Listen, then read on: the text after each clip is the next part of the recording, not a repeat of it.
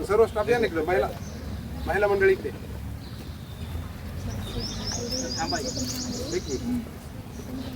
झालं पटकन.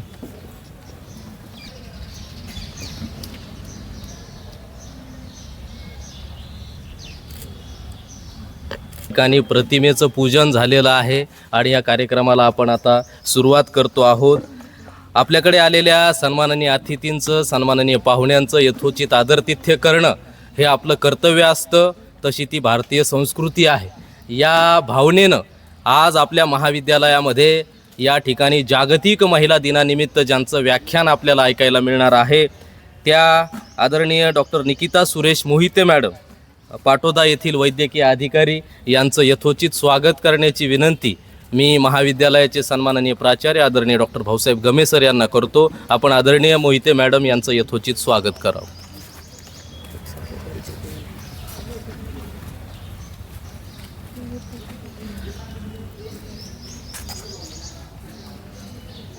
मला सांगायला आवडेल, आदरणीय डॉक्टर निकिता सुरेश मोहिते मॅडम या तर कर्तबगार कर्तृत्ववान आहेतच, परंतु त्यांच्या भगिनी ज्या येवला पंचक्रोशीतल्या पहिल्या IPS आहेत, IPS प्रियंका मोहिते मॅडम, आणि त्यांच्याच या भगिनी आदरणीय डॉक्टर निकिता मोहिते मॅडम, या मोहिते परिवाराबद्दल खरं तर आम्हाला सगळ्यांना आदर आहे, ज्यांनी स्वतःच्या कर्तृत्वाने एक वेगळा ठसा महाराष्ट्राच्या या भूमीमध्ये उमटवलेला आहे. या कार्यक्रमाप्रसंगी अध्यक्ष म्हणून लाभलेले आमच्या महाविद्यालयाचे सन्माननीय प्राचार्य आदरणीय डॉक्टर भाऊसाहेब गमे सर यांचं स्वागत करण्याची विनंती मी जिमखाना विभागाचे प्रमुख आदरणीय प्राध्यापक प्रदीप वाघमारे सर यांना करतो. आदरणीय सर, हा कार्यक्रम जरी आपला घरचा कार्यक्रम असला तरी संयोजन समितीच्या वतीनं तुम्ही या ठिकाणी अध्यक्षस्थानी विराजमान असल्यामुळं तुमचं स्वागत करणं, तुमचं आदरातिथ्य करणं हे आमचं कर्तव्य आहे.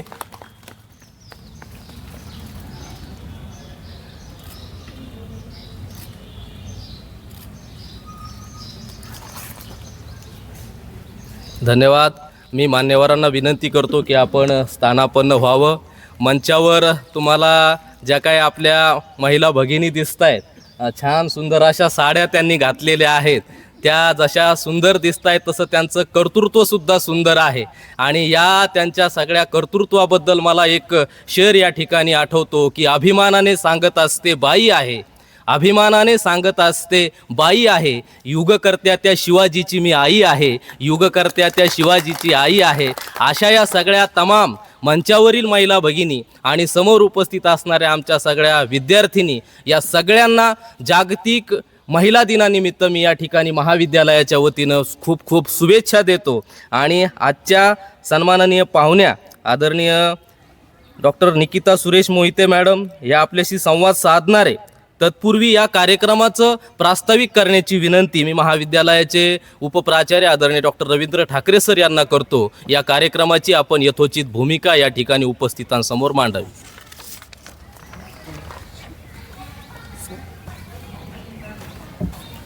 धन्यवाद सर. जागतिक महिला दिनानिमित्त आयोजित आजच्या या विशेष कार्यक्रमासाठी उपस्थित प्रमुख वक्त्या डॉक्टर निकिता मोहिते मॅडम, आजच्या या कार्यक्रमाचे अध्यक्ष आपल्या महाविद्यालयाचे प्राचार्य डॉक्टर भाऊसाहेब गमे सर, या मंचावर उपस्थित नामोल्लेख टाळतो, माफ करा, सर्व मान्यवर, सर्व माझ्या महिला भगिनी, कनिष्ठ आणि वरिष्ठ महाविद्यालयाचे माझे सर्व सहकारी आणि विद्यार्थी बंधू भगिनींनो, प्रथमतः मी आपल्या सगळ्यांना जागतिक महिला दिनाच्या खूप खूप शुभेच्छा देतो.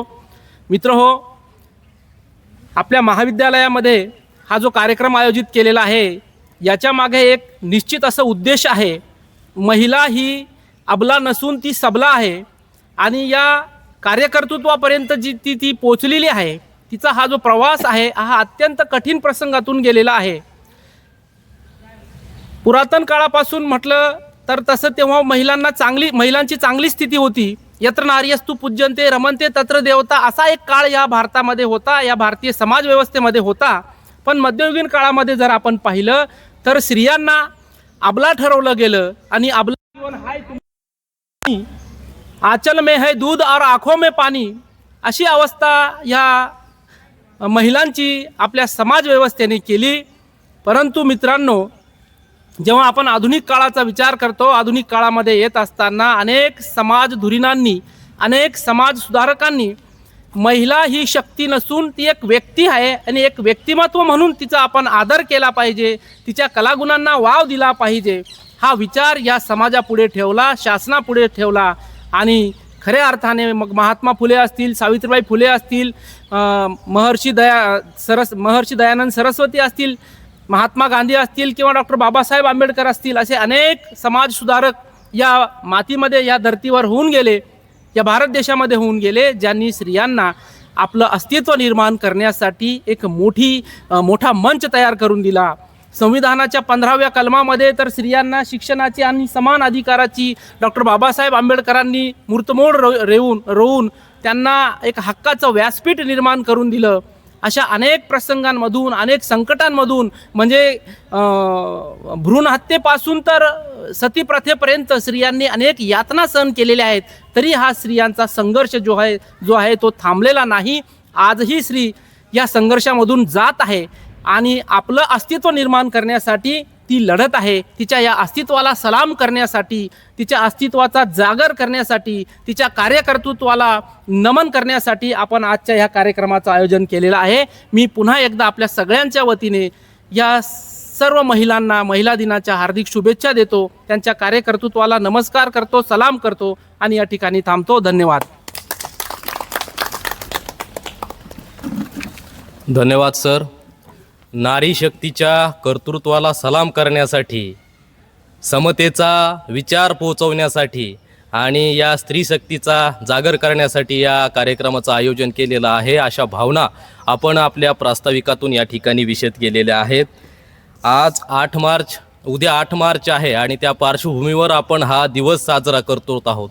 आपल्याला माहिती आहे, महिलांनी वेगवेगळ्या क्षेत्रामध्ये कर्तृत्व सिद्ध केलेलं आहे. मी आत्ताच उल्लेख केला की डॉक्टर निकिता सुरेश मोहिते मॅडम या वैद्यकीय अधिकारी म्हणून एक चांगलं काम निभावत आहेत आणि त्यांच्या भगिनी प्रियंका मोहिते मॅडम या IPS म्हणून कर्तृत्व त्या गाजवत आहेत, त्यांची कर्तबगारी गाजवत आहेत. या कर्तबगारीचा आणि कर्तृत्वाचा सन्मान करण्यासाठी या ठिकाणी आपण उपस्थित आहोत. या ठिकाणी आमच्याही महाविद्यालयाच्या मुली स्वतःचं कर्तृत्व सिद्ध करण्यासाठी आता तयार होत आहेत किंवा त्यांनी तशी स्वप्न त्यांच्या उराशी बाळगत आहेत. या कर्तृत्वाची झलक म्हणून या ठिकाणी एक योगासने व रोप मल्लखांबाचं प्रात्यक्षिक आपण अगोदर या ठिकाणी घेणार आहोत. मी या योगासने व रोप मल्लखांबाच्या प्रात्यक्षिकासाठी आदरणीय प्रदीप वाघमारे सरांना विनंती करतो. नाही, त्या बोलायच्या आधी घेऊ परिचय, मी करतो. बरोबर. तुमचे कोण विद्यार्थी? अनुवते भळ, वाळुंज आणि प्रज्ञा झालटे हे सगळे जे आपले विद्यार्थिनी आहेत या ठिकाणी रोप मल्लखांब आणि योगासनांचं प्रात्यक्षिक या ठिकाणी आपल्याला दाखवणार आहेत. आपण जोरदार टाळ्यांनी त्यांना प्रेरणा देऊयात, त्यांचा उत्साह वाढवूयात.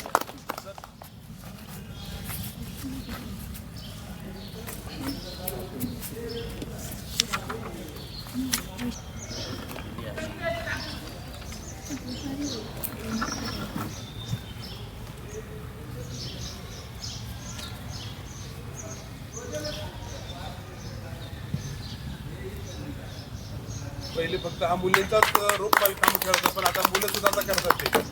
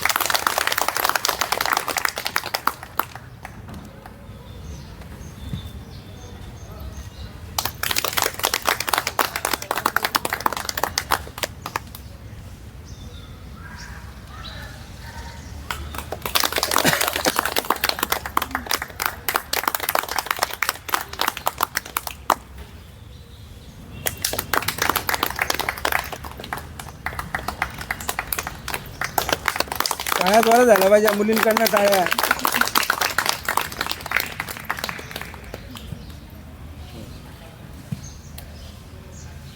ह्या मुली वर्षभर फक्त प्रॅक्टिस आहे बरं का, त्यातले काही दिवस येतात जातात त्या चालल्या.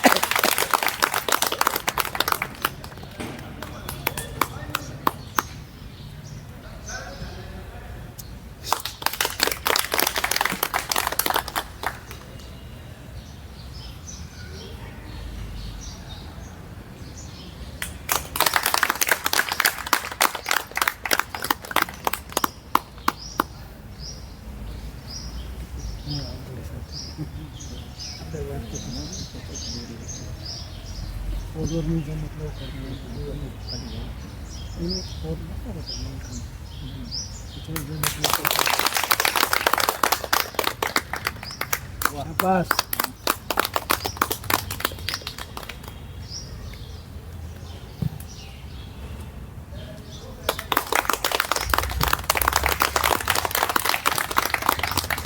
प्रज्ञा चालते. या दोघीही TYBAच्या विद्यार्थिनी आहेत.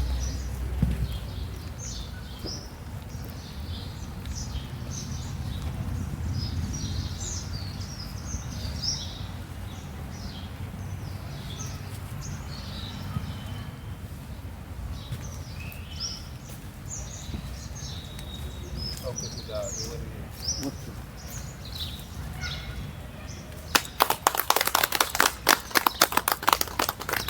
गेल्या वर्षी या दोन्ही मुली आंतरविभागीय स्पर्धेसाठी पात्र झालेल्या होत्या.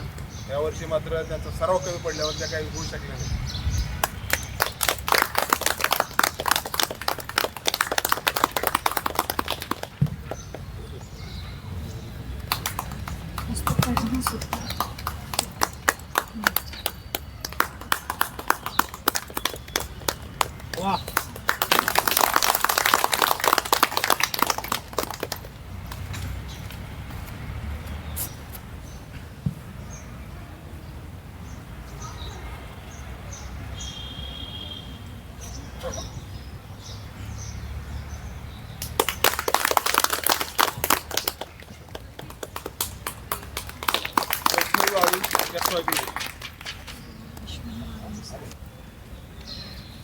हिने तर कमी वेळेमध्ये हे साध्य केलेलं आहे बरं का.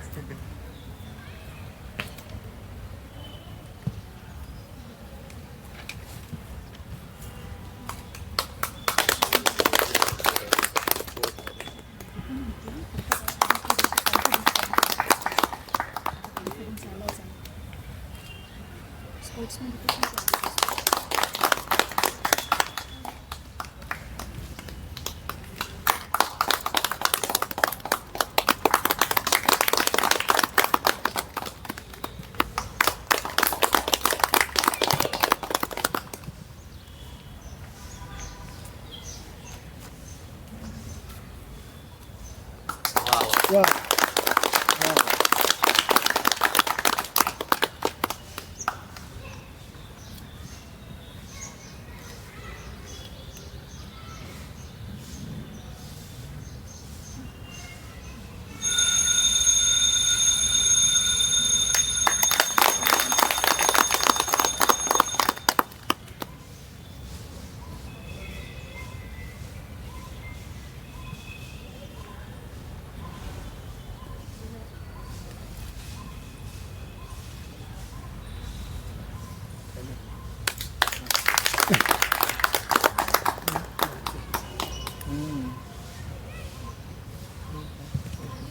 सगळ्याच गोष्टी पुढे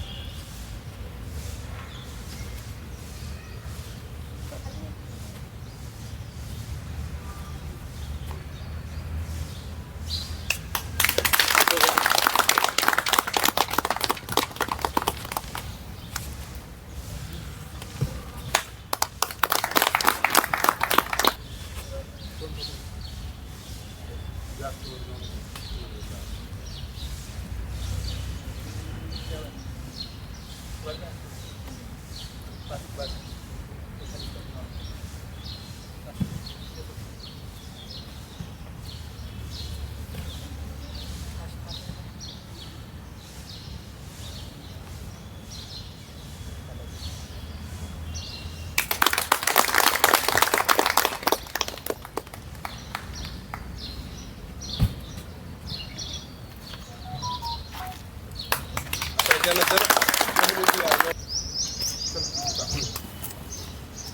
वैष्णवीला हिला थोडीशी जागा दे जरा तिथे पाय फिरणार आहे इकडे इकडे घेऊन तिला थोडीशी हां तू थोडंसं हां चला स्टार्ट करा. शीर्षासन आपण एकच प्रकार केला जातो त्याच्या अनेक प्रकाराने त्यातले अनेक पैलू ते दाखवणार.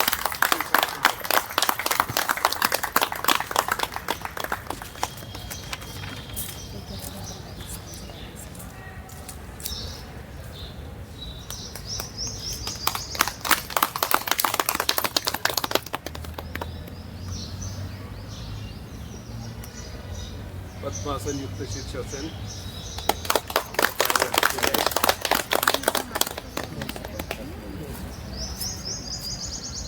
सावकाश पाय खाली घेते जाऊ दे वर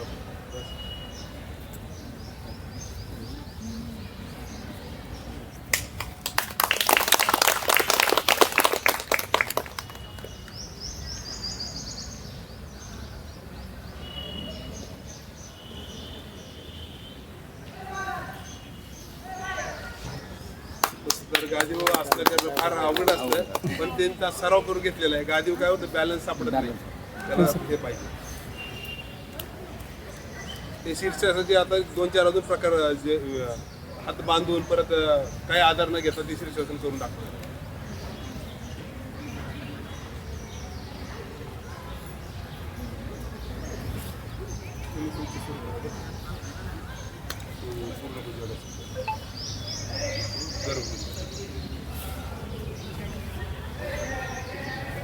दोघी गर्भपिंडात होता करा वेळ भरून करा.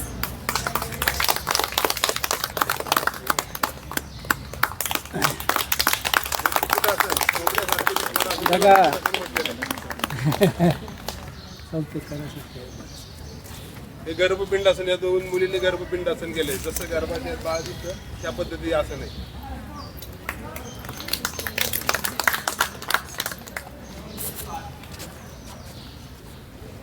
पश्चिमोत्तानासन विभक्त पश्चिमोत्तानासन आणि तुम्ही एक पादराज कपासन दोघी करा.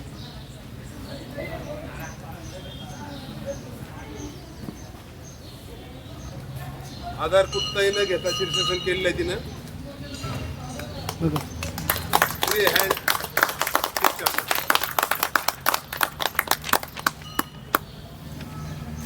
असं सोडायचं विभक्त पश्चिमोत्तानासन. मयूरासन पद्ममयूरासन दोन्ही करायचे. तू पद्मासन हे हनुमानासन पूर्ण भुजंगासन.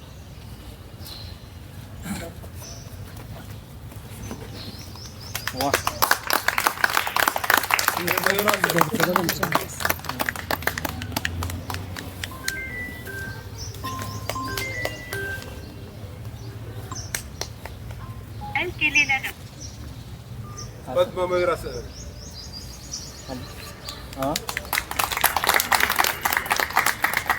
शक्यतो बायका हे मयूरासन करत नाहीत पण ती करते असा विषय येतो. हा पार्श्वबकासन, हा पार्श्वबकासन, पार्श्वबकासन, योग निद्रा, योग निद्रा, योग निद्रा दोन्ही वैष्णव योग निद्रा म्हणजे पार्श्वबकासन.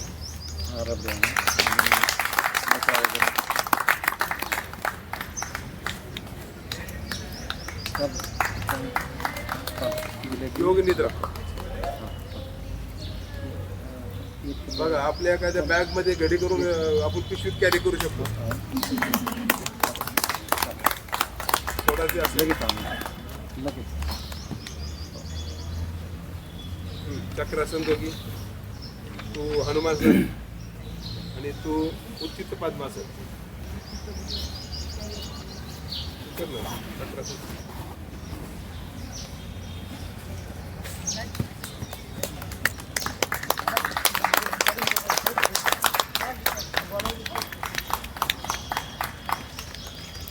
कर्णपीडासन,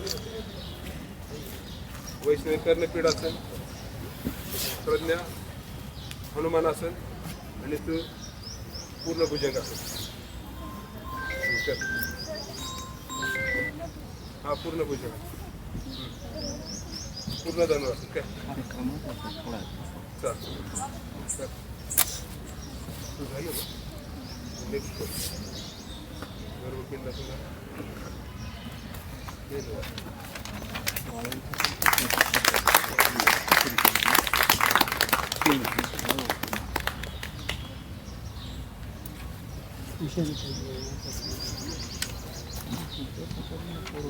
कर्णपीडासन.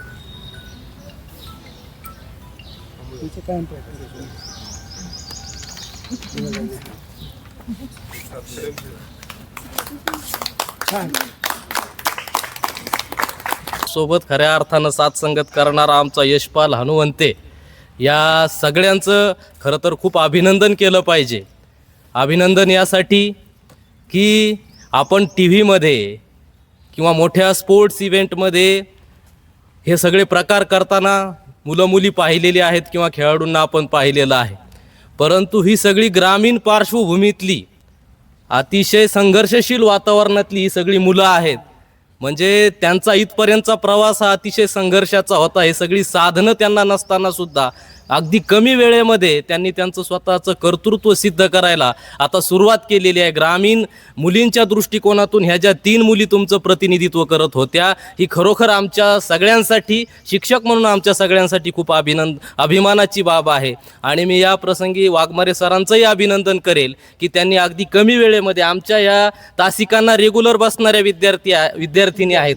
स्पोर्टच्या विद्यार्थिनी कंटिन्युअसली स्पोर्टची प्रॅक्टिस करतात, परंतु यातल्या बऱ्याचशा सगळ्याच मुली जवळपास तासिकांना रेग्युलर बसणाऱ्या आणि त्यातून जो वेळ थोडासा मिळेल त्यातून प्रॅक्टिस करून स्वतःला सिद्ध करणाऱ्या मुली आहेत. त्यांच्यासाठी पुन्हा एकदा जोरदार टाळे आपण वाजवूयात. तेरी शक्ती मेरी शक्ती, नारी शक्ती जिंदाबाद असं म्हटलं जातं. या नारी शक्तीचा आज खऱ्या अर्थानं या ठिकाणी गौरव होतो आहे या महिला दिनाच्या निमित्तानं, आणि त्यांचं कर्तृत्वसुद्धा आपल्याला अनुभवायला मिळतं आहे. या प्रसंगी अशीच एक नारी शक्ती अर्थात डॉक्टर निकिता सुरेश मोहिते मॅडम या ठिकाणी उपस्थित आहेत. ते आपल्या सगळ्यांशी या निमित्तानं संवाद साधणार आहेत. तत्पूर्वी त्यांचा यथोचित परिचय करून देण्यासाठी मी आमच्या कनिष्ठ विभागातील सहकारी प्राध्यापक डॉक्टर निलेश नाईक सर यांना विनंती करतो की आपण आदरणीय निकिता मॅडमचा या ठिकाणी यथोचित परिचय आपल्या सगळ्या उपस्थितांना करून द्यावा.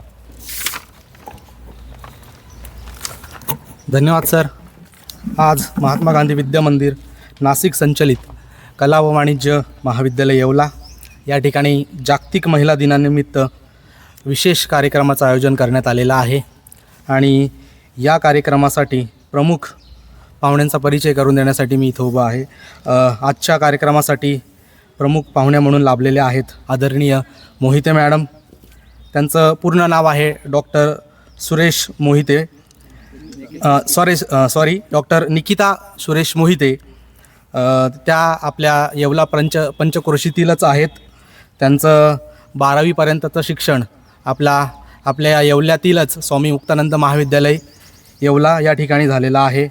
त्यानंतर कर्मवीर भाऊसाहेब हिरे मेडिकल कॉलेज धुळे येथून त्यांनी MBBS ही पदवी मिळवली आहे.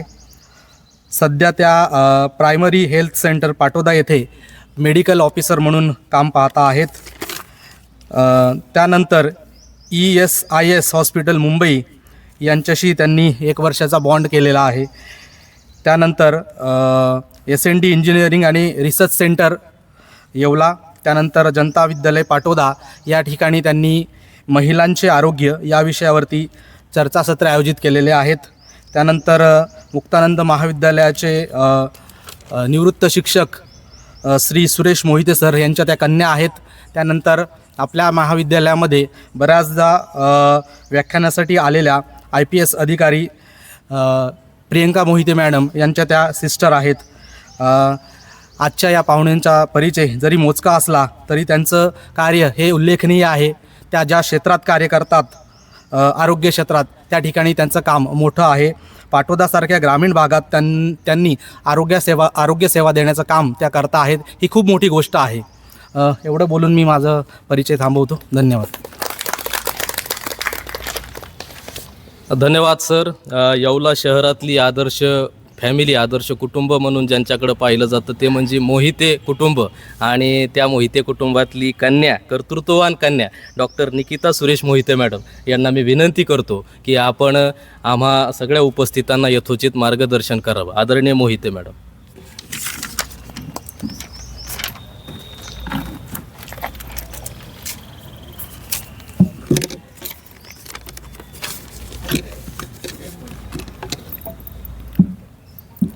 नमस्कार सर्वांना. मी डॉक्टर निकिता सुरेश मोहिते. सर्वप्रथम तर मी जनता विद्यालयाचे प्राचार्य गमेश सर आणि सर्व शिक्षकांचे मनापासून आभार मानते की त्यांनी मला आज इथे आमंत्रित केलं. खरं तर मी OPDला होते तेव्हा सोनमने मॅडमचा मला फोन आला. त्या म्हणाल्या की असं वुमन्स डेचा प्रोग्राम आपण आयोजित करतो आहे, तर तुम्हाला यायला जमेल का. तर माझं असं होतं की वुमन्स डे आहे आणि एवढं चांगलं ऑकेजन आहे, तर मग नाही कसं म्हणावं ना.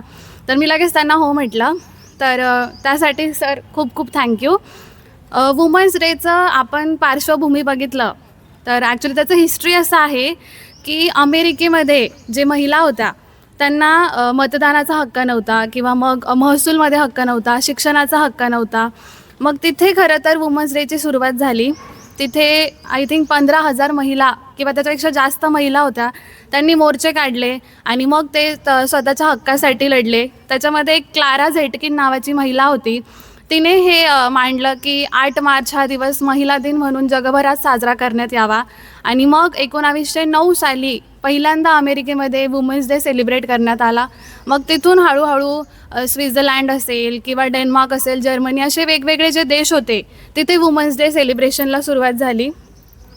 तर मला असं वाटतं की अमेरिकेतल्या महिलांनी खूप जास्त संघर्ष केला त्यांच्या अधिकारांसाठी. पण आपण खूप लकी आहोत की आपल्याला हे सर्व अधिकार बाय कॉन्स्टिट्यूशन मिळाले. कारण डॉक्टर बाबासाहेब आंबेडकरांनी महिलांसाठी खूप चांगले अधिकार त्याच्यामध्ये इन्क्लूड केले. तर आपल्याला मतदानाच्या अधिकारासाठी कुठलाच संघर्ष करावा लागला नाही. शिक्षण आपल्याला मिळालं. त्याच्यानंतर तुम्हाला जर माहीत असेल महिलांसाठी एक हिंदू कोड बिलसुद्धा आहे, ज्याच्यामध्ये वारसा हक्क असेल, पोटगीचा हक्क असेल, असे बरेचसे हक्क त्यात इन्क्लुडेड आहेत. तर मला असं वाटतं की आपण डॉक्टर बाबासाहेब आंबेडकरांनी महात्मा फुले यांचं कायम ऋणी असलं पाहिजे. कारण स्त्री शिक्षणाची सुरुवात महात्मा फुले यांनी केली. जर ती सुरुवात नसती झाली तर कदाचित मी किंवा तुम्ही कोणीच इथे राहिले नसते. चूल किंवा मूल ह्या ज्या संकल्पना आहेत त्याच्यातच आपण अडकून पडलो असतो. म्हणून त्यांच्या आपण नेहमी ऋणी असलं पाहिजे. आणि म्हणजे आपण जरी म्हणतो की महिला आज खूप पुरुषांच्या खांद्याला खांदा लावून काम करत आहेत. म्हणजे मी जरी डॉक्टर असले आणि माझ्या हॉस्पिटलमध्ये एक मेल डॉक्टर असेल तर जेवढा पेमेंट त्यांना असतो तेवढाच पेमेंट मला आहे. Equal pay for equal work असं आहे. म्हणजे सगळीकडे इक्वॅलिटी बऱ्याच प्रमाणात आलेली आहे. आज आपल्या देशाची राष्ट्रपतीसुद्धा एक महिला आहे. क्रीडा क्षेत्र असेल, संगीत क्षेत्र असेल, असं कुठलंच क्षेत्र नाही जिथे महिला मागे आहेत. तर ही खूप अभिमानाची गोष्ट आहे. पण मी जेव्हा अर्बन एरियामध्ये काम करत होते ना तेव्हा मला असं वाटलं की यार इक्वॅलिटी खूप चांगली आहे, म्हणजे नाही का मेल फिमेल डिफरन्स इतका नाही आहे. पण जेव्हापासून मी रुरल एरियामध्ये गेले तेव्हा मला जाणवलं की ही पुरुषप्रधान संस्कृती, म्हणजे नो ऑफेन्स टू मेल, पण मला जे जाणवलं की हे मेल डॉमिनन्स खूप जास्त आहे. म्हणजे रुरल एरियामध्ये तुम्ही जाल ना, तर जेवढे ओपीडीमध्ये पेशंट्स असतात, म्हणजे कधी कधी एक 17-18 वर्षाची मुलगी येते, ती गरोदर असते, मग तिला बघितल्यानंतर आपल्याला समजतं की खूप लहान आहे ही, अजून पूर्ण आयुष्य बाकी आहे, पण लवकर लग्न करण्यात येतं. मग तिला विचारलं की बाई तुझं वय किती आहे, तर ती सांगते 17-18 वर्षाची आहे ती आणि ती प्रेग्नेंट आहे. मग मला असं वाटतं की ती स्वतःच एक बाळ आहे, त्यात तिला बाळ होणार आहे, तर किती कॉम्प्लिकेटेड प्रोसेस आहे ही. किंवा मग काही काही महिला असतात ज्यांना 4-5 मुलं झालेले असतात, मुली असतात, आणि मग नंतर परत येतात त्या प्रेग्नेंट होऊन. मग त्यांचं असं असतं की आम्हाला मुलगा पाहिजे, तो वंशाचा दिवा पाहिजे. मग ह्या सगळ्या गोष्टी ग्रामीण भागामध्ये खूप जास्त प्रमाणात आढळतात आणि त्या कुठंतरी बदलल्या पाहिजे. म्हणजे ग्रामीण भागामध्ये तुम्ही बघाल की जी सरपंच असते ना, ती सुद्धा एक महिला असते, पण डिसिजन मेकिंग तिच्याकडे नसतं. म्हणजे जे काही निर्णय घ्यायचे आहे ते तिचा नवरा किंवा मग उपसरपंच, कमिटीतले बाकीचे जे लोक असतील ते लोक घेतात. तर हे कुठंतरी बदलायला पाहिजे आणि याची सुरुवात आपल्यापासून व्हायला पाहिजे असं मला वाटतं. आणि ही सुरुवात होण्यासाठी जे सर्वात महत्त्वाचं टूल आहे ते म्हणजे शिक्षण आहे. म्हणजे डॉक्टर बाबासाहेब आंबेडकर पण म्हणतात की जर तुमच्याकडे 2 रुपये असतील तर 1 रुपयाची भाकरी घ्या आणि 1 रुपयाचं पुस्तक घ्या, कारण भाकर तुम्हाला जगण्यास मदत करेल, पण कसं जगावं हे पुस्तक तुम्हाला शिकवेल. म्हणून तुम्ही इथे जे येत आहेत ना, ते खूप मोठं ब्लेसिंग आहे. आणि आपण इथे येण्यासाठी खूप लोकांनी संघर्ष केला आहे, तो संघर्ष वाया जाऊ देऊ नका.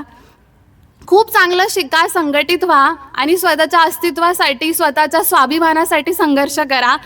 आणि म्हणजे बऱ्याचदा मला असं वाटतं की हे जे तुमचं वय आहे खूप डायसी आहे. म्हणजे नेहमी असं असतं ना की करिअर घडवण्याचं आणि प्रेम करण्याचं वय एकच असतं बाय डिफॉल्ट. पण ज्या मुली करिअर निवडतात त्यांचं आयुष्य खूप सुंदर होतं. माझी बहीण आता सरांनी सांगितलं की ती IPS ऑफिसर झाली, 2023 बॅचची ती IPS आहे. तर मला असं वाटलं की UPSC is one of the toughest exam. म्हणजे खूप कष्ट लागतात ती UPSC क्वालिफाय करायला. मल्टिपल स्टेजेस आहेत, प्रिलियम्स असते, मेन्स असते, मग इंटरव्ह्यू असते, मग तुम्ही 14 लाख लोकांमधून, 15 लाख लोकांमधून 1000 लोकांमध्ये येतात आणि त्यात ती 595 रँक तिने मिळवला. तर मला खूप क्युरिओसिटी होती की तू कसं मिळवलंस, नाही काय एवढी अवघड परीक्षा असते. आणि मला सांगायला आनंद वाटतो की येवला तालुक्यातली पहिली IPS ऑफिसर आहे ती. याच्या आधी कुठलाच मेलसुद्धा झालेला नाही आहे, तर पहिली आहे ती, वुमनमध्ये तर आहेच. तर तिचं असं होतं की ती 5वी ते 12वी नवोदय विद्यालयामध्ये शिकली. आणि नवोदय विद्यालय तुम्हाला माहीत असेल की खूप स्ट्रिक्ट आहे ते. म्हणजे 5 वाजता उठायचं सकाळी, त्याच्यानंतर त्यांचं रनिंग असतं, मग नंतर लेक्चर्स असतात, मग इव्हनिंगला ते लायब्ररीमध्ये जाऊन अभ्यास करायचं. फॅमिलीसोबत तेवढा कनेक्ट नाही, वन्स अ मंथ फॅमिली भेटायला येते, म्हणजे महिन्यातून एकदाच आम्ही तिला भेटायला जायचो, घरची खूप आठवण यायची तिला. तर अशा वातावरणातून ती 12वीला जेव्हा SP कॉलेजला गेली BA साठी, मी म्हटलं की तू पुणे इथे गेली ना ती, तर पुणे म्हणजे सिटी ऑफ लाईट्स आहे, हॉटेल्स आहेत, मॉल्स आहेत, मल्टिपल गोष्टी आहेत एक्सप्लोअर करायला. तर तुला कधी असं वाटलं नाही का की आपणही टाइमपास करावा, नाही का, मस्त आयुष्याची मजा घ्यावी. ती मला म्हणाली की दीदी, मी जेव्हा पण सकाळी 6 वाजता उठून जायचे ना, म्हणजे खूप कंटाळायचा, काय यार ते रोज पुस्तक बघायचं आहे, तेच रुटीन आहे आपलं. तर ती म्हणाली की माझ्या राईट साईडला लायब्ररी असायची आणि लेफ्ट साईडला कॅन्टीन असायचं. कॅन्टीनमध्ये खूप सारे ग्रुप्स असायचे मुलामुलींचे, रोज प्लॅन करायचे की चला आज आपण ह्या मॉलला जाऊ, आज ह्या ट्रेकिंगला जाऊ, आज हे हॉटेल वगैरे बघू, असं नाही का. तर ती म्हणायची की किती मस्त आयुष्य जगतायत ते, प्रत्येक क्षणाचा आनंद घेत आहेत, तर आपणही असं काहीतरी केलं पाहिजे. मग मी डोळे बंद करायचे आणि माझ्या डोळ्यासमोर फक्त मम्मी पप्पांचा चेहरा असायचा आणि हा विचार मनात यायचा की आपण आपल्या घरापासून खूप लांब आलोय, एक स्वप्न घेऊन आलोय आणि ते स्वप्न फक्त माझं नाही आहे, तर माझ्या कुटुंबाचं आहे. त्यांच्या खूप अपेक्षा आहेत माझ्याकडून आणि मी जर हे चुकीचं पाऊल उचललं तर माझंच आयुष्य खराब होईल, हा विचार मनात यायचा. आणि अचानक आपण खूप अपराधी आहोत अशी भावना यायची आणि माझे पाय आपोआप लायब्ररीच्या दिशेने वळायचे. तर हे जेव्हा मी ऐकलं ना, मला असं वाटलं की ह्या लेवलचं डिटर्मिनेशन आणि एवढं जर लॉयल्टी आपण आपल्या मनाशी ठेवलं ना, तर कोणतीच गोष्ट अशक्य नाही आहे. म्हणजे जर ती करू शकते तर कोणीही करू शकतं. कारण ह्यासाठी आपण कोणत्या बॅकग्राऊंडमधून आलो आहे, आपली परिस्थिती काय आहे, आपले आईवडील काय करतात हे कधीच मॅटर करत नाही. फक्त आपण स्वतःशी लॉयल असणं आणि ते स्वप्न बघणं. म्हणजे असं म्हणतात ना की जब आँखों में अरमान लिया, मंजिल को अपना मान लिया, फिर मुश्किल क्या और आसान क्या, बस ठान लिया तो ठान लिया. तर फक्त ठरवा आणि तुम्ही आयुष्यात खूप यशस्वी होऊ शकतात. तिच्या जर्नीमध्ये मी खूप ऑफिसर्सला भेटले आणि मला एक ऑफिसर अशी भेटली की ती 10वीला होती आणि तिच्या वडिलांचं निधन झालं. मग वडिलांचं छत्र हरवलं तेव्हा मग फॅमिलीने ठरवले की आता काय शिकून मुलगी आहे, काय करणार नाही का पुढे शिकून. तर मग तिच्या घरचे म्हणे की हिचं लग्न लावून देऊया आपण. तर ती पण थोडी ग्रामीण भागातलीच होती. ती म्हणाली की नाही मला ऑफिसर बनायचं आहे, मला थोडासा टाईम हवा आहे, मला एवढ्यात लग्न नाही करायचं आहे आणि मला UPSC करायचं आहे. ठरवलं, UPSCचं प्रिपरेशन स्टार्ट केलं आणि आय थिंक ती 2nd का 3rd अटेम्प्टमध्ये IAS ऑफिसर बनली. आज ती ओडिसा केडरमध्ये IAS म्हणजे त्याचं सर्व्हिस देते आहे. तर हा स्टँड घेणं स्वतःसाठी की मला शिकायचं आहे, मला इंडिपेंडंट बनायचं आहे. म्हणजे थोड्या दिवसांनी तुमचं आयुष्य असं असलं पाहिजे ना की महिलेचं आयुष्य असं असतं की ती म्हणजे लहानपणी ती वडिलांवर डिपेंड असते, मग लग्नानंतर ती नवऱ्यावर डिपेंड असते आणि त्याच्यानंतर ती तिच्या मुलावर डिपेंड असते. तर हे चैन कुठेतरी ब्रेक व्हायला पाहिजे. आणि एखादी गोष्ट तुम्हाला आवडली ना, म्हणजे माझं असं आहे की मला असं वाटतं की कोणत्याच गोष्टीचं बर्डन आपल्या आईवडिलांवरती नको. म्हणजे एखादी गोष्ट आवडली तर ती मी माझ्या पैशाने घेणार या लेवलपर्यंत आपण पोहोचलं पाहिजे. आणि त्याची सुरुवात म्हणजे तुम्ही ज्या एजमध्ये आहात त्याच एजमध्ये होऊ शकतं. बाकी सगळ्या गोष्टी जे काही डिस्ट्रॅक्शन्स असतील ते तुम्ही नंतर करू शकतात. म्हणजे एक वयाच्या 25-26 वर्षापर्यंत जर प्रॉपर सेटल झाल्या तर त्याच्या पुढचं आयुष्य खूप सुंदर होतं. म्हणून त्याच्यासाठी मेहनत आत्ता घ्या आणि बाकी कोणत्याच गोष्टीच्या नादी लागू नका. आपलं एक गोल सेट करा आणि मोठे स्वप्न बघा. बरेचदा आपण ना नवीन नवीन गोष्टी ट्राय करण्यासाठी खूप घाबरतो. म्हणजे मला हे जमेल का किंवा मी हे करू शकते का, असे मल्टिपल डाऊट्स असतात. पण डॉक्टर APJ अब्दुल कलाम पण म्हणतात की fail doesn't mean fail, it's always first attempt in learning. म्हणजे एकतर आपण जिंकतो नाहीतर आपण काहीतरी शिकतो. तर ह्या 2च गोष्टी होतात. म्हणून बऱ्याच गोष्टी एक्सप्लोअर करा. एक तुमचं टाईम टेबल बनवा, एक टू डू लिस्ट असली पाहिजे.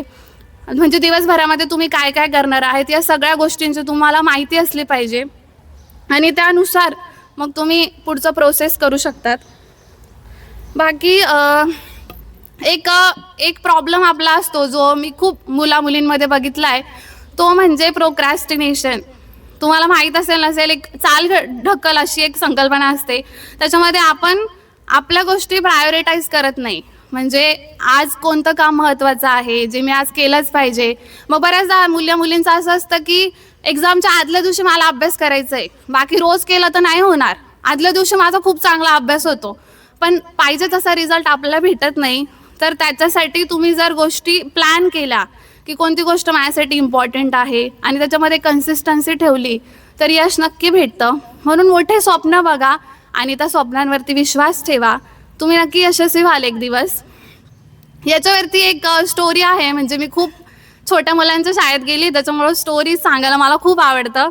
तर त्याच्यामध्ये असं होतं की एक राजा असतो आणि तो राजा ठरवतो की आज आपण चला बघूया आपल्या राज्यामध्ये काय परिस्थिती आहे किंवा आपले लोक खुश आहेत की नाही आपल्यावरती. तर त्याच्यासाठी तो चक्कर मारतो त्याच्या राज्यामध्ये आणि भरपूर लोक भेटतात त्याला, खूप आनंदी असतात त्यांच्या आयुष्यात. एक व्यक्ती भेटतो, तो खूप दुःखी असतो. तो म्हणतो की राजा आम्ही खूप गरीब आहे किंवा मला नाही का 2 टाईमचं खायला पण भेटत नाही, असं तसं सगळं त्याची स्टोरी सांगतो. मग राजा खूप इमोशनल होतो आणि राजा म्हणतो की ठीक आहे, एक काम कर, तू उद्या संध्याकाळी 6 वाजेपर्यंत महालात ये आणि तू ज्या वस्तूला हात लावशील ती वस्तू तुझी असेल ती तू घेऊन जाऊ शकतोस तुझ्यासोबत आणि मग त्याच्यातून जे काही पैसे येतील त्याच्याने तू तुझं सर्वायवल करू शकतोस असं सांगतो. मग नंतर नेक्स्ट डे म्हणजे कंडिशन अशी असते की जोपर्यंत महालाचे दरवाजे बंद होत नाही तोपर्यंतच तू येऊ शकतो महालात. मग तो व्यक्ती खूप खुश होतो, घरी जातो, त्याच्या बायकोला सांगतो की अगं राजा मला भेटला होता आणि त्याने असं असं सांगितलं तर आपलं आयुष्य उद्यापासून थोडं वेगळं होणार आहे. मग रात्री तर त्याला या विचाराने झोप येत नाही की यार आता आपलं नाही का उद्यापासून लाईफ खूप वेगळं असेल, काय काय करायचं, कसं कसं करायचं असं. मग सकाळी उठतो, त्याची बायको कामाला जात असते, ती सांगते की अहो तुम्हाला जायचं आहे महालामध्ये, तुम्ही लवकर उठून जा. पण मग ते असतं ना की माणसाच्या शरीरातच तो आळस असतो, असं वाटतं जाऊ द्या किती टाईम आहे अजून, 6 वाजायला खूप वेळ, आरामात जाऊ आपण. मग 10 वाजता उठतो, मग म्हणतो आता खूप वेळ आहे, आता आपण नाश्ता करू. नाश्ता करतो, हळूहळू निघतो. अर्ध्या रस्त्यापर्यंत पोचायला 12 वाजतात आणि मग 12 वाजता विचार करतो त्याच्या बायकोने त्याला ते भाकरी आणि चटणी वगैरे पण दिलेली असते, तर ती खातो आणि म्हणतो की आता आपण झोपलं पण पाहिजे, झोप पण तर महत्त्वाची आहे, कारण जेवल्यानंतर त्याला झोप येते. एका झाडाखाली बसतो, खूप शांतता असते, आजूबाजूला कोणीच नसतं आणि झोपेमध्ये त्याला कळतच नाही किती वेळ झालाय. अचानक 3-3:30 वाजतात, मग जाग येते, मग त्याला आठवतं की आपल्याला जायचं पण आहे. मग जसं तो महालामध्ये पोहोचतो त्याच्या समोर ते दरवाजे बंद होतात आणि मग त्याला रिग्रेट होतं आयुष्यभरासाठी की जर थोडी मेहनत घेतली असती तर कदाचित आयुष्य काहीतरी वेगळं राहिलं असतं. तर हे रिग्रेट तुम्हाला पण होऊ शकतं कदाचित की एवढंच याच मुलामुलींमध्ये उद्या कोणीतरी डॉक्टर बनेल, कोणी इंजिनियर बनेल, कोणी सिव्हिल सर्वंट बनेल, पण समोरच्याकडे बघून असं वाटेल की तोच सिलेबस होता, तीच एक्झाम होती, तेच टीचर्स होते, पण तिचं आयुष्य माझ्यापेक्षा वेगळं आहे आणि मी आज कॉम्प्रोमाइज करते. म्हणजे एका लेवलला पोहोचल्यानंतर तुमच्याकडे नेहमी ऑप्शन असतं, यू कॅन चूज. पण जर तुम्ही त्या लेवलपर्यंत नाही पोहोचलं तर नेहमी कॉम्प्रोमाइज करायला लागतं. म्हणून एक चांगल्या करिअर एस्टॅब्लिश करा आणि हे जे वर्ष आहेत ते प्रॉपरली युटिलाइज करा. तर मी खूप जास्त करिअर ओरिएंटेड आहे म्हणून मी बऱ्याच मुलींना सांगत असते. बाकी हा माझा टॉपिक नाही, ॲक्च्युली मला स्पेशली बोलवलं वुमन्स हेल्थसाठी आहे. तर वुमन्स हेल्थबद्दल बोलायचं झालं तर आपलं बॉडी, म्हणजे मी जेव्हा 12वीला होते तेव्हा मला खूप इंटरेस्ट होता की हाऊ ह्युमन बॉडी वर्क्स किंवा काय काय गोष्टी असतात. तर जसं जसं स्टडी केला तसं जाणवलं की हा हात इथे घ्यायचा असेल ना तरी पण ब्रेडमध्ये मल्टिपल गोष्टी होतात आणि मग नंतर आपले मसल्स त्या दिशेने वर्क करतात. तर आपलं जे बॉडी आहे ते मेलपासून डिफरंट आहे, कारण आपले हॉर्मोन्स वेगळे आहेत, मेलचे हॉर्मोन्स वेगळे आहेत आणि एका स्पेसिफिक वयानंतर म्हणजे मुलगी वयात आल्यानंतर आपल्या बॉडीमध्ये चेंजेस होतात आणि सर्वात महत्त्वाचा जो चेंज असतो तो म्हणजे मेन्स्ट्रुअल सायकल. तुम्हाला माहीतच असेल की त्याचं रिझन म्हणजे काय माहिती. आता तुम्ही आय थिंक कॉमर्सचे आर्ट्स अँड कॉमर्सचे स्टुडंट आहात तर तेवढं सायन्स नसेल माहिती तुम्हाला. एक बेसिक सायन्स सांगते आणि मला असं वाटतं की मुलगी म्हणून तुम्हाला हे माहीत असलं पाहिजे. म्हणजे मी जेव्हा 12वीला होते ना तेव्हा हा क्लास आम्ही बंक केला होता, कारण इतका जास्त अनकम्फर्टेबल असतो आपण ते डिस्कस करण्यामध्ये. पण आपल्या बॉडीसोबत नक्की काय होतं आहे, काय काय चेंजेस होत आहेत, असं का होतं आहे की फक्त माझ्यासोबतच होतं आहे की सगळ्यांसोबतच होतं, या बऱ्याचशा कन्फ्युजन असतात आपल्या मनात. तर आपण म्हणजे तुम्हाला बेसिकपासून सांगते की जेव्हा आपण आपल्या आईच्या गर्भपिशवीमध्ये असतो तेव्हा आपल्या ओव्हरीमध्ये एक फॉलिकल्स असतात, म्हणजे सेल्स असतात मल्टिपल, ठीक आहे. मग नंतर जेव्हा आपण प्युबर्टीपर्यंत येतो तेव्हा त्या सेल्सचं प्रमाण कमी कमी होऊन लॅक्सपर्यंत येतं, ज्या मिलियन्स असतात सुरुवातीला. मग जेव्हा आपण मॅच्युअर होतो तेव्हा आपला जो ॲक्सिस असतो ब्रेनमध्ये, हायपोथॅलमस पिट्युटरी ओव्हेरियन ॲक्सिस, हा ॲक्सिस मॅच्युअर होतो. मग हा मॅच्युअर झाल्यानंतर वेगवेगळे हॉर्मोन्स रिलीज होतात, म्हणजे हायपोथॅलमसपासून पिट्युटरी, मग पिट्युटरीपासून ओव्हरी. म्हणजे आपली जी रिप्रोडक्टिव्ह सिस्टीम असेल त्याच्यामध्ये तुम्हाला माहिती आहे असा इथे जो असतो तो युट्रस असतो, म्हणजे गर्भपिशवी असते. याच्या साईडला 2 असतात, त्या फॅलोपियन ट्यूब्स असतात आणि त्याच्या खाली जे असे गोलगोल असतात दॅट इज ओव्हरी, ठीक आहे. तर हे जे हॉर्मोन्स रिलीज होतात, ओव्हरीमध्ये जे फॉलिकल्स असतात ते फॉलिकल्स ग्रो होतात जसे जसे हॉर्मोन्स वाढतात तसे. आता आपली जर 28 डेजची सायकल असेल तर 0 डेपासून आपण 14 दिवसांपर्यंत टॅली केलं तर एक इस्ट्रोजन नावाचा हॉर्मोन असतो. हा इस्ट्रोजन नावाचा हॉर्मोन जे फॉलिकल्स असतात लॅक्समध्ये मी तुम्हाला सांगितलं त्याला ग्रो करायला मदत करतात. आता जसं क्लासमध्ये एक टॉपर असतो तसं त्या फॉलिकल्समध्ये पण एक टॉपर असतो ज्याला म्हणतात डॉमिनंट फॉलिकल. तो फॉलिकल ग्रो होतो आणि त्याच्यामधून ओवम बाहेर पडतो 14व्या दिवशी. आता जर ह्या पिरियडमध्ये मेलसोबत आपला कॉन्टॅक्ट आला तर स्पर्म आणि ओवम यांचं फ्युजन होऊन झायगोट फॉर्म होतं, ज्याला की आपण एक स्पेसिफिक महिलाला गर्भधारणा झाली असं म्हणतो. पण नॉर्मली असं होत नाही. मग त्या जे ओवम असतं त्याचं साईज कमी कमी होत जाते आणि एक सेकंड फेजमध्ये हॉर्मोन असतो, तो असतो प्रोजेस्टेरॉन. तर तो हॉर्मोन सपोर्ट करतो, पण त्याची level at the end of 28 day कमी होते आणि शेवटी मग आपलं जे युट्रस असतं त्याचा जो एक लेअर असतो तो शेड होतो, म्हणजे फाटतो आणि तिथून मग ब्लिडिंग स्टार्ट होते ज्याला की आपण पाळी आली किंवा सायकल स्टार्ट झाली असं म्हणतो. तर ह्याच्याबद्दल बरेचसे गैरसमज असतात. आता म्हणजे माझा तेवढा एक्सपिरियन्स नाही आहे, फर्स्ट एक्सपिरियन्स. प्रत्येकाचा खूप इंटरेस्टिंग एक्सपिरियन्स असतो. म्हणजे मी ज्या शाळेमध्ये असे सेशन घेतलेत ना, तर प्रत्येक मुली खूप छान एक्सप्लेन करतात की त्यांना काय वाटलं होतं, नेमकं आपल्यासोबत काय होतं आहे. तर जेव्हा माझं फर्स्ट सायकल होती तेव्हा मी 8वीला होते आणि तेव्हा मला माहीत होतं ॲक्च्युली, आमच्या ज्या मावशी होत्या त्यांनी सांगितलं होतं की आता तू म्हणजे वयात आली आहेस तर एका स्पेसिफिक वयानंतर तुला असं होणार, जे की दर महिन्याला होणार. घाबरायचं काहीच नाही, एकदम नॉर्मल आहे. पण माझ्या मावशीचा एक्सपिरियन्स खूप युनिक आणि खूप फनी होता. कारण की माझी जी छोटी मावशी आहे तिला जेव्हा फर्स्ट टाईम सायकल स्टार्ट झाली होती तेव्हा माझ्या मोठ्या मावशीचं लग्न होतं आणि तेव्हा मावशीला असं वाटलं की यार आपल्याला खूप मोठा काहीतरी आजार झाला आहे, कदाचित कॅन्सर असू शकतो आहे, आता काहीच खरं नाही आपलं, आता कदाचित आपला डेथच होऊ शकते आहे. तर तिचं असं होतं की नाही, बहिणीचा खूप मोठा आयुष्याचा दिवस आहे, हे कोणाला सांगायचं आपण, नाही का. आपण खूप इन्सिक्युअर होतो आणि त्यात ते रूरल एरिया, त्याच्यामध्ये कोणाला काहीच माहिती नाही. तर मग तिला नंतर मग माझ्या आजीने सांगितलं की असं काही नाही, सगळ्यांना होतं, तू रिलॅक्स कर, असं नाही का. तर असे खूप सारे एक्सपिरियन्सेस असतात. तर कोणाला आवडेल का एक्सपिरियन्स शेअर करायला त्यांचा?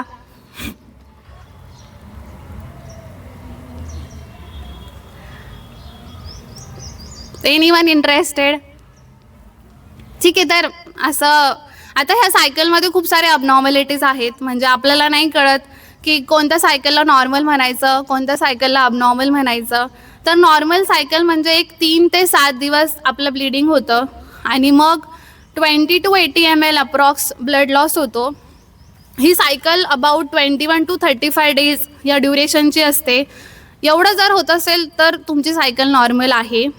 पण ह्याच्यापेक्षा म्हणजे 7 दिवसापेक्षा जास्त रक्त जातं आहे, 80 ml पेक्षा जास्त जातं आहे किंवा सायकल 21 to 35 डेजच्या ड्युरेशनमध्ये नाही आहे, म्हणजे एकतर 20-21 दिवसाच्या आधी येते आहे किंवा 35 दिवसानंतर येते आहे, तर अबनॉर्मल आहे. तर तुम्ही गायनेकोलॉजिस्टला कन्सल्ट केलं पाहिजे. बाकी जर याच्यामध्ये काय काय यूज करू शकतो, तर आपल्याला फक्त सॅनिटरी पॅड्स माहीत असतात. पण 3 ऑप्शन्स आहेत.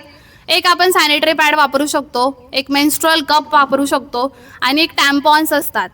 ठीक आहे.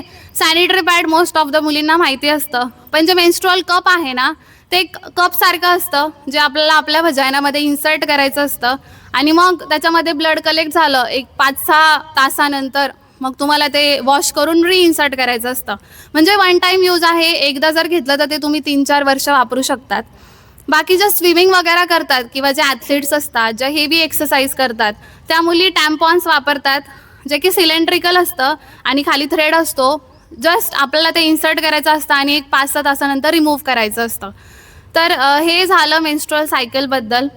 ह्याच्या ॲबनॉर्मॅलिटीज अशा आहेत की आजकाल बऱ्याच मुलींना PCOD हा आजार खूप जास्त प्रमाणामध्ये आढळतो.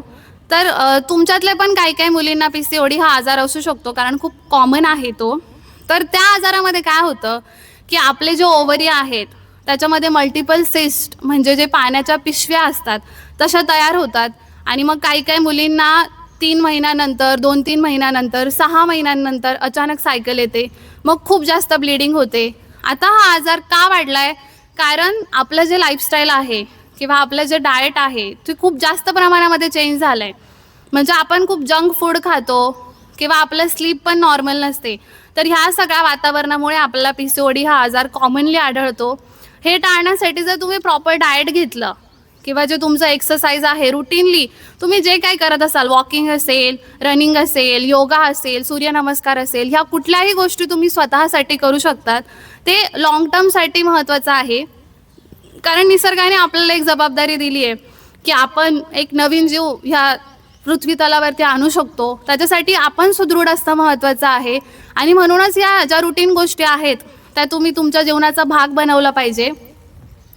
अजून दुसरा आजार असतो related to menstrual cycle, that is endometriosis. बऱ्याचशा मुली असतात ज्यांना असं जाणवतं की सायकलमध्ये खूप जास्त पेन होतं, इतकं कधी त्यांना वॉमिटिंग होते किंवा सहन करू शकत नाही, इतकं पेन असतं.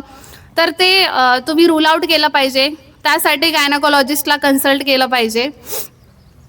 बाकी म्हणजे नंतर आपण डिस्कस करू जर तुमच्यापैकी कोणाला काही प्रॉब्लेम असेल तर हे नॉर्मल सायकलबद्दल झालं.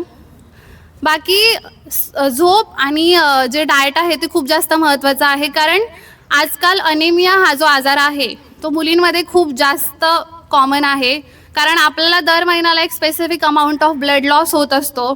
तर ते टाळण्यासाठी म्हणजे शाळेमध्ये किंवा कॉलेजेसमध्ये आमच्याच डिपार्टमेंटचे लोक तुमच्याकडे येतात आणि त्या आयर्न फॉलिक ॲसिडच्या टॅबलेट्स देतात. तर ते घेणं खूप महत्त्वाचं आहे. म्हणजे तुम्ही बऱ्याचदा शाळेमध्ये येत असाल, कॉलेजमध्ये येत असाल, थोडा वेळ 15-20 मिनटं आपण उन्हामध्ये उभं राहिलो की आपल्याला चक्कर येते.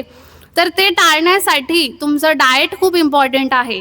म्हणजे ते हिमोग्लोबिन वाढवण्यासाठी गुळ शेंगदाणे, खजूर, बीट, ग्रीन लिफी व्हेजिटेबल्स म्हणजे आपल्या हिरव्या पालेभाज्या असतील, फ्रूट्स असतील. जर कोणी नॉनव्हेज खात असेल तर एकदम बेस्ट सोर्स आहे कॅल्शियम, आयर्न, विटॅमिन्सचं. तर ते खाल्लं पाहिजे. बरेचदा आपलं असं असतं की काय ते नॉनव्हेज खायचं आहे किंवा इऊ असे काय काय आवाज असतात आपले, पण ते खरंच खूप महत्त्वाचा सोर्स आहे रिलेटेड टू कॅल्शियम. त्याच्यातून आपल्याला खूप चांगल्या प्रमाणामध्ये पोषक तत्वे भेटतात, म्हणून ते आपल्या डाएटमध्ये इन्क्लूड करायला पाहिजे. म्हणजे आपलं डाएट हे 50% कार्बोहायड्रेट्स, 30% प्रोटीन्स आणि बाकी 10 to 20% फॅट आणि मिनरल याच्यानी बनलेलं पाहिजे. जे आपण खातो ना रुटीनमध्ये, पास्ता, मॅगी, इन्स्टंट बनणारे पदार्थ, काहीच नसतं त्याच्यामध्ये. म्हणजे न्यूट्रियंट्स तर काहीच नसतात, पण ते इन्स्टंट बनतं आणि टेस्टी असतं म्हणून आपल्याला ते खावंसं वाटतं. तर ते तुम्ही टाळलं पाहिजे. आणि रोज एक फ्रूट खा. म्हणजे तुम्ही ऐकलंच असेल की an apple a day keeps a doctor away. तर एका फ्रूटचा समावेश तुम्ही करा डाएटमध्ये आणि सॅलड घेतलं पाहिजे ज्यांना वेट लॉस करायचं असेल त्यांना. आता बाकीचे डिस्ट्रॅक्शन्स आहेत आपल्या आयुष्यामध्ये. म्हणजे मी खूप मुलींना बघितलं किंवा मुलांना बघितलं, आजकाल 7वी-8वीच्या मुलांपासून जरी स्टार्ट केलं ना तरी पण त्यांना मोबाईलचं खूप मोठ्या प्रमाणामध्ये डिस्ट्रॅक्शन असतं. तर ते तुम्ही टाळलं पाहिजे. कारण रात्री झोपताना आपल्या दिवसाची सुरुवात आणि आपल्या दिवसाचा शेवट हा या मोबाईलपासूनच होतो. जेव्हा आपण झोपतो तेव्हा आपण स्क्रोलच करत असतो इंस्टाग्राम, नाही का? आणि मग आपल्याला असं प्रत्येक गोष्टीचं अपडेट पाहिजे असतं आणि ते इतकं जास्त इंटरेस्टिंग आहे. म्हणजे मी एक रील बघितला ना तर त्या मोबाईलला बरोबर समजतं मला कोणती गोष्ट आवडतीये. मग त्याच्याशीच रिलेटेड सगळे रील्स येत असतात. त्याच्यामध्ये कळतच नाही की यार 10 मिनिटात तर झोपायचं होतं, आता तर 1 तास होत आलाय. मग ते रिग्रेट येतं की यार हाच टाईम चांगल्या ठिकाणी कुठंतरी युटिलाइज करता आला असता. आणि मग तुम्ही जर रात्री झोपताना मोबाईल बघत असाल तर आपली जी स्लीप सायकल आहे ती सुद्धा डिस्टर्ब होते. म्हणजे स्लीप सायकल आपली 2 हॉर्मोन्सने बनली आहे, सेरोटोनिन आणि मेलॅटोनिन. आपल्या बॉडीला सेरोटोनिनचं कन्व्हर्जन मेलॅटोनिनमध्ये होण्यासाठी 10 वाजेनंतर सुरुवात होते. मग जर आपण मोबाईल बघत असू तर ही सायकल डिस्टर्ब होते. म्हणजे सेरोटोनिनला कळतच नाही की आता आपल्याला मेलॅटोनिन बनायचं आहे म्हणून, कारण आपण ते समजूच देत नाही ना आपल्या बॉडीला. मग नंतर नेक्स्ट डे जो आहे त्याच्यावरती त्याचा इफेक्ट होतो. आपली झोप होत नाही, आपण जे काही काम करतोय त्याच्यामध्ये कॉन्सन्ट्रेशन आपलं मेंटेन होत नाही. तर हे सगळं टाळण्यासाठी 6 ते 7 तासाची झोप खूप इम्पॉर्टंट आहे. तुमचं डाएट इम्पॉर्टंट आहे. आणि मुलींचं स्ट्रक्चर असं बनवलं आहे की त्यांना खूप रिस्पॉन्सिबिलिटी असते. म्हणजे आता तुम्ही लहान आहात कम्पॅरेटिव्ह, पण नंतर घराची जबाबदारी, मग करिअर करत असाल तर त्याची जबाबदारी. ह्यासाठी तुमचं बॉडी फिट असणं इम्पॉर्टंट आहे. आणि त्याच्यासाठी ज्या चांगल्या सवयी आहेत त्याची सुरुवात तुम्ही आत्तापासून केली पाहिजे. म्हणून तुमचं जे शरीर आहे ते मेंटेन ठेवा. आणि तुमचं बॉडी म्हणजे हे बाकी मेडिटेशन वगैरे ज्या गोष्टी आहेत ना त्याचं इम्पॉर्टन्स आत्ता समजतं. कारण काही मुली अशा कधी खूप शॉर्ट टेम्पर असतात किंवा त्या मुमेंटला लगेच रिॲक्ट करतात. तर आपलं माइंड आपल्या कंट्रोलमध्ये ठेवण्यासाठी, म्हणजे तुम्हाला जसं मी म्हटलं ना की काही मुली असतात ज्या वाईट वळणावरती जातात, काही करिअर निवडतात. तर आपण जेव्हा वाईट वळणावरती जातो ना तेव्हा बॅक ऑफ द माइंड आपल्याला माहीत असतं की हे चुकीचं आहे, आपण आपल्या आईवडिलांना फसवतोय, आपल्याकडून अपेक्षा वेगळ्या आहेत. पण जस्ट त्या टेम्पररी अट्रॅक्शनसाठी आपण हे चुकीचे निर्णय घेतो. तर जर ते कंट्रोल करायचं असेल तर मेडिटेशन खूप चांगला ऑप्शन आहे. तुम्ही रोज केलं पाहिजे, जेणेकरून तुम्हाला तुमच्या आयुष्याची एक वेगळी दिशा मिळेल. तर मी प्रत्येकाकडून अपेक्षा करेल की एक चांगलं करिअर निवडा, एक लाईफ सेटल बनवा. कारण की आपण कोणावरच डिपेंड नाही राहायला पाहिजे. आणि या सगळ्या प्रोसेसमध्ये आपल्या पाठीशी कोण ना कोणतरी पुरुषच असतो. म्हणजे एक खूप छान वाक्य आहे की behind every successful man there is a woman. प्रत्येक यशस्वी पुरुषामागे एक स्त्री असते. But behind every successful woman there is always a progressive man. प्रत्येक यशस्वी स्त्री मागे एक प्रगतिशील पुरुष असतो, जो तिला हा विश्वास देतो की तू पुढे जात राहा, मी तुझ्या पाठीशी आहे. आपल्या आयुष्यात ते आपल्या वडील असतील, आपला भाऊ असेल, लग्न झाल्यानंतर आपला नवरा असेल, तर हे सगळे लोक आपल्याला खूप मदत करत असतात. फक्त आपल्या आयुष्याची दिशा वाकड्या साईडने जाऊ देऊ नका. एक तुमचा गोल सेट करा आणि त्या दिशेने तुम्ही वाटचाल करत राहा. बाकी हे काम करताना म्हणजे महिला, आता वुमेन्स डे आहे, तर एक विषय मला सांगावासा वाटतो की आपण शाळेमध्ये असू किंवा गव्हर्मेंट म्हणजे ऑफिसमध्ये असू, कॉलेजेसमध्ये असू, हॉस्पिटलमध्ये असू, या सगळ्या एरियामध्ये एक महत्त्वाची गोष्ट असते, ती म्हणजे वुमन्स सेफ्टी. म्हणजे मला माहीत नव्हतं, मी जेव्हा शाळेमध्ये होते तेव्हा मला कोणीच सांगितलं नाही की आपल्या शाळेमध्ये एक विशाखा समिती असते, ज्याच्यामध्ये नाही का की वुमन्सच्या सेफ्टीबद्दल पण चर्चा होते. आपल्याला जर काही डिस्कम्फर्ट असेल तर आपण हे कोणाला तरी शेअर करू शकतो, किंवा मग त्याच्यावरती ते जे कमिटी मेंबर्स आहेत ते काहीतरी सोल्युशन काढू शकतात to make our life better.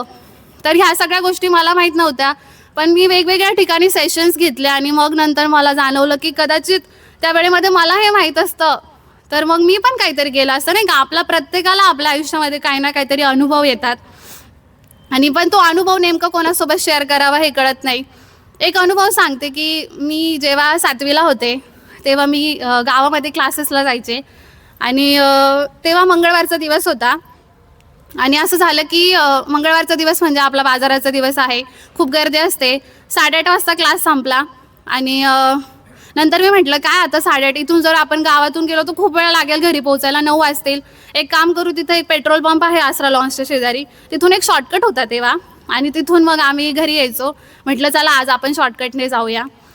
क्लासेसपासून Burud गल्लीमध्ये क्लास होता, तिथून मग म्हटलं माझी एक मैत्रीण होती, तिला म्हटलं चल जाऊया आपण इथूनच, लॉंगकटने जाण्यापेक्षा. गेले, खूप अंधार होता तिथे आणि माझी सायकल तिथे अटकली. नेमका चिखल होता तेव्हा, पावसाचे दिवस होते. मग एक माणूस आला माझ्या पाठीमागून आणि तो मला म्हणाला, बाळा तुझी सायकल अटकली आहे का, मी मदत करू का तुला. मला असं वाटलं यार किती चांगलं आहे, म्हणजे कधी कधी किती मदत होते आपल्याला, असे लोक आपल्या आयुष्यात येतात. मी म्हटलं हो काका, खूप चांगलं होईल नाही का तुम्ही मदत केली तर. मग सायकल काढायला तो जात होता, मग माझ्या बॅक साईडने उभं राहिला आणि मग त्याने ॲक्च्युली माझ्या वेस्टला पकडलं. खूप असं अनकम्फर्टेबल वाटलं. मग मी ढकललं त्याला आणि मी जोरात अशी सायकल काढली. मग मी आणि माझ्या मैत्रीण गेलो तिथून. असं काहीतरी झालं ना की 2 मिनटं कळतच नाही हे काय झालं आहे, कोणाला सांगावं, हे बरोबर आहे का चुकीचं आहे, कारण लहान असतो आपण तेव्हा. आणि तेवढं म्हणजे कॉन्व्हर्सेशन पण नसतं ना आपल्या आईवडिलांसोबत की हे आपण सांगितलं पाहिजे, किंवा तेवढं म्हणजे कम्फर्टेबल नसतो आपण, अशा गोष्टी आपल्या घरामध्ये डिस्कस होत नाही. म्हणून गुड टच काय आणि बॅड टच काय हे आपल्याला समजत नाही, त्याच्यामध्ये डिफरन्शिएट करता येत नाही. मग घरी आले आणि माझ्या मम्मीने माझा चेहरा बघितला, तिला समजलं की काहीतरी तर झालं हिच्यासोबत. मग ती म्हणाली काय झालंय, तू का बरं एवढी शांत आहे. मग घडलेला जो प्रसंग आहे तो तिला सांगितला, पण एक अर्धा पाऊण तासाचा वेळ गेला त्याच्यामध्ये. आणि मग ती म्हणाली की कदाचित तू हे लवकर सांगितलं असतं तर आपण जाऊन काहीतरी केलं असतं, म्हणजे तुझ्यासोबत हे इनिशियल स्टेजला झालं आहे, पण कदाचित उद्या दुसरी कोणती मुलगी असेल तिच्यासोबत मोठ्या प्रकारामध्ये काहीतरी होऊ शकतं ना. तर ह्याच्यासाठी आपण आजच पाऊल उचललं पाहिजे. म्हणून मला तुम्हाला हेच सांगायचं आहे की आपण कुठे जातोय, काय करतोय, कोणासोबत आहोत, ह्या प्रत्येक गोष्टीची अपडेट आपल्या आयुष्यातल्या एका जवळच्या व्यक्तीला असायलाच पाहिजे. आणि त्याच्यासाठी तुमच्या आईवडिलांसोबतचं जे बॉन्ड आहे ते खूप स्ट्रॉंग असलं पाहिजे. म्हणजे आपण आईसोबत तर कम्फर्टेबल असतोच, पण ह्या वयामध्ये आल्यानंतर ना खूप साऱ्या गोष्टी असतात मनात की काय यार, माझा भाऊ 10-10, 11-11 वाजेपर्यंत बाहेर असतो आणि माझ्या मम्मी पप्पांचं असतं की 7च्या आत घरी आहे, किंवा नाही का तेवढं असंच ड्रेस घाल, असंच वाग, ह्या लोकांसोबत बोलू नको, हे खूप सारे बंधनं असतात. पण ज्या सोसायटीमध्ये आपण आहोत त्या सोसायटीची गरज आहे ॲक्च्युली, कारण त्या प्रकारे वुमेनला तितकं स्वीकारलेलं नाही आहे किंवा तेवढं सिक्युअर आपलं आयुष्य नाही आहे. म्हणून ह्या सगळ्या गोष्टींची माहिती असली पाहिजे. आणि आपला फ्रेंड सर्कल खूप महत्त्वाचा आहे. आपण कोणत्या लोकांमध्ये राहतो आणि आपल्या ग्रोथसाठी ते लोक चांगले आहेत का, म्हणजे आपल्याला काल जसं आहोत त्याच्यापेक्षा आज आपण कसं वेगळं आहोत, you are becoming better version of your self, हा प्रश्न तुम्ही विचारला पाहिजे. त्यासाठी तुमचा फ्रेंड सर्कल चांगला निवडा, जे तुम्हाला रोज काही ना काहीतरी नवीन करायला किंवा स्वतःमध्ये इम्प्रूव्हमेंट करायला मदत करतील. आणि आपण ज्या ठिकाणी काम करतो तिथे आपलं सेफ्टी खूप महत्त्वाचं आहे, कारण त्याच्यावरती डिपेंड करतं की आपलं वर्क आउटपुट कसं आहे. म्हणजे आत्ता एक 5-6 दिवसापूर्वी माझ्या हॉस्पिटलमध्ये पण एक घटना घडली की आमच्या इथली एक फिमेल कर्मचारी होती. तिच्यासोबत पण असंच झालं की आमच्या स्टाफमधला एक माणूस होता, तर तो म्हणाला की चल तू नाही का मला चहा बनवून दे. असं क्वार्टर्स आहेत आमचे तिथे राहतात, रूम्स आहेत तिथे. तर ते म्हणाले की तू बनवून दे चहा. आणि मग नंतर तो माणूस तिच्या घरात घुसला आणि मग तो इनअप्रोप्रिएट टच झाला. पण मला ह्या गोष्टीतून हे सांगायचं की निदान हे तिने कोणाला तरी सांगितलं. बऱ्याचदा आपण ह्या गोष्टी लपवतो आणि आपणच काहीतरी चुकीचं केलं आहे अशी भावना आपल्या मनात असते, पण मुळात आपली चूकच आहे ना ह्याच्यामध्ये. पण अन्याय सहन करण्यापेक्षा जर आपण त्याच्या विरुद्ध काहीतरी बंड पुकारला तर त्याच्यामध्ये चेंजेस होऊ शकतात. मग तिने मला सांगितलं की मॅडम माझ्यासोबत असं असं झालं आहे. आणि मग त्या व्यक्तीवर आम्ही एक स्पेसिफिक ॲक्शन घेतली, कारण कमिटीचे आम्ही मेंबर्स आहोत. तर वेगवेगळे कलम आहेत महिलांसाठी, त्याची माहिती तुम्हाला असली पाहिजे. कारण की अशी जर काही चुकीची गोष्ट घडली तर आपण काय काय करू शकतो ह्याची माहिती असेल तर त्या पद्धतीने आपण पाऊल उचलू शकतो. म्हणून तुमचं सेफ्टी खूप महत्त्वाची आहे आणि तुमचं आरोग्य त्याहूनही जास्त महत्त्वाचं आहे. त्याच्यावरून तुमचं क्वालिटी ऑफ लाईफ समजते.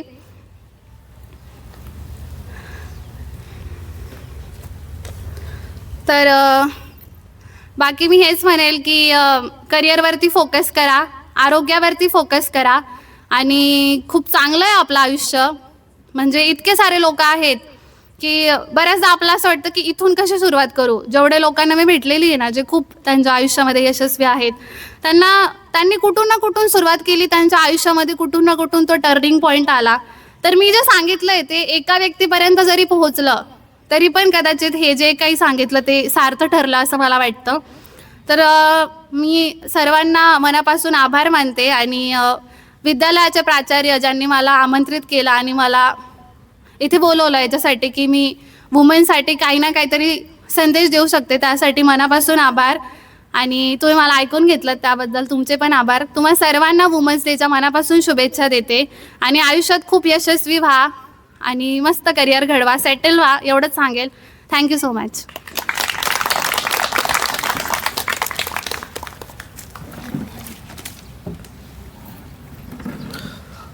मुश्किल क्या और आसान क्या, ठान लिया जो ठान लिया, असं म्हणत 2 बहिणींनी स्वप्न पाहिले. एक बहीण MBBS डॉक्टर झाली आणि दुसरी बहीण IPS झाली. खरं तर हा येवला भागातल्या सगळ्या मुलींसाठी आणि सगळ्यांसाठी आदर्श आहे. IPS वगैरे हे काय संकल्पना आहे किंवा त्याच्याबद्दल तुम्हाला किती आवेर आहे याच्याबद्दल मी अनभिज्ञ आहे, परंतु UPSC सारख्या कठीण परीक्षेतून एवढं मोठं यश संपादन करत या स्टेजपर्यंत येणं ही खरं तर ही एक यशोगाथा आहे आणि ती यशोगाथा या 2 भगिनींनी या ठिकाणी निर्माण केलेली आहे. पुढचं आयुष्य जर सुंदर करायचं असेल तर तुम्हाला आत्तापासून मेहनत घ्यावी लागेल.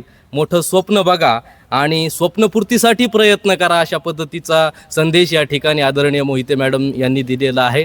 कारण मंजिले उन्हीं के ही सच होते जिनके सपनों में जान होती है, पंखों से कुछ नहीं होता, उडान हौसलों से भरी जाती है, असं आपण म्हणत असतो. त्या पद्धतीचा संदेश आदरणीय मोहिते मॅडम यांनी या ठिकाणी दिलेला आहे. आदरणीय मोहिते मॅडमला या गोष्टीची माहिती होती की इथं फार कमी मुली आहेत, तरीसुद्धा त्यांनी तितक्याच तळमळीनं, कुठेही न डगमगता फार तळमळीनं आणि वेगवेगळ्या बाबींवरती त्यांनी प्रकाश टाकला आणि तळमळीनं तुम्हाला जो संदेश दिलेला आहे तो त्यांच्या तळमळीनं दिलेला संदेश तुम्ही तुमच्या मनामध्ये कोरून ठेवा आणि तुमचं आयुष्य घडवा, असंही या कार्यक्रमाचा संयोजक या नात्यानं मी तुम्हाला या ठिकाणी सांगेल. आदरणीय मोहिते मॅडम या ठिकाणी आल्या, त्यांनी आमच्या मुलींसोबत आणि सगळ्या उपस्थितांसोबत जो काही संवाद साधला त्याबद्दल मी त्यांच्याप्रती खूप कृतज्ञता व्यक्त करतो. आणि या कार्यक्रमाचा अध्यक्ष समारोप करण्याची विनंती मी प्राध्यापक कैलास चौधरी सर यांना करतो, कारण प्राचार्य डॉक्टर भाऊसाहेब गमे सर यांना आता आपल्याकडे एक कमिटी येणार आहे, त्यामुळं त्यांना प्रशासनिक कामं आहेत. आदरणीय चौधरी सर या ठिकाणी अध्यक्ष समारोप करणार आहेत. अगदी थोड्या वेळामध्ये हा कार्यक्रम संपणार आहे, थोडासा संयम ठेवा. आदरणीय चौधरी सरांना विनंती की आपण अध्यक्ष समारोप करा.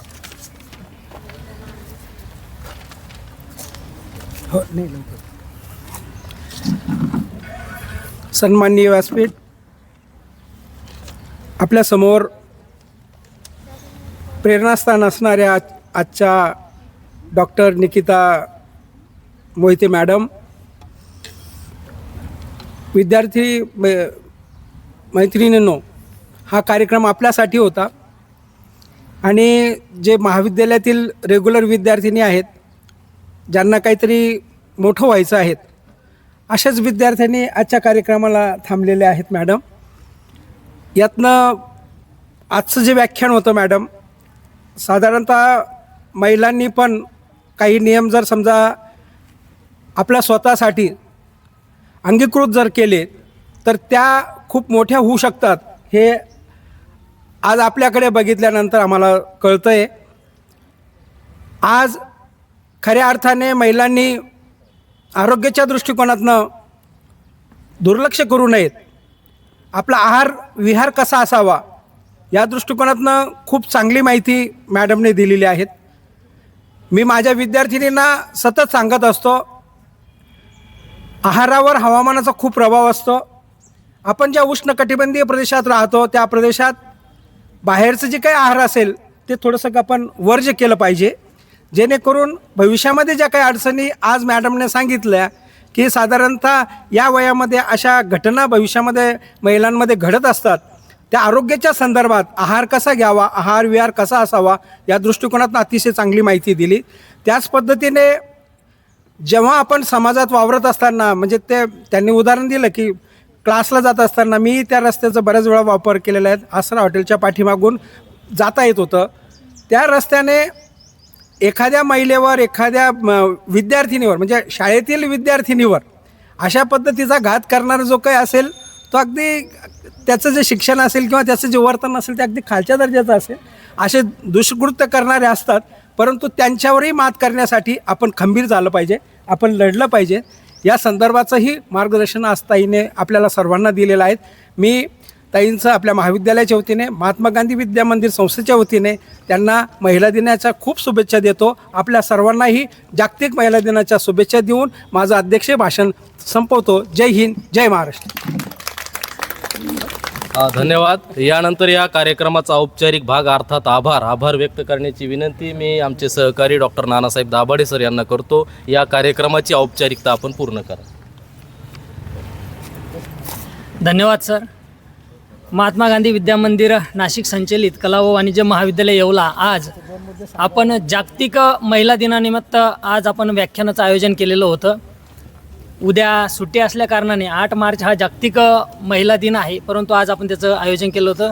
या व्याख्यानासाठी पाटोदा प्राथमिक आरोग्य केंद्राच्या वैद्यकीय अधिकारी आदरणीय डॉक्टर निकिता मोहिते मॅडम इथे उपस्थित झाल्यात. त्यांनी आपल्याला आरोग्यविषयक असेल, आहाराविषयक असेल, मुलींच्या नीतिमूल्याविषयक असेल, तसेच मुलींच्या जडणघडणीमधील जे काही जे अंग आहे वेगवेगळे त्याविषयी एकदम सखोल असं मार्गदर्शन केलं. त्याबद्दल मी आदरणीय मॅडमचे खूप खूप आभार व्यक्त करतो. आजच्या कार्यक्रमाचे अध्यक्ष आमच्या महाविद्यालयाचे प्राचार्य आदरणीय डॉक्टर भाऊसाहेब गमे सर यांनी अध्यक्षीय स्थान भूषवलं, त्यांचेही खूप खूप आभार व्यक्त करतो.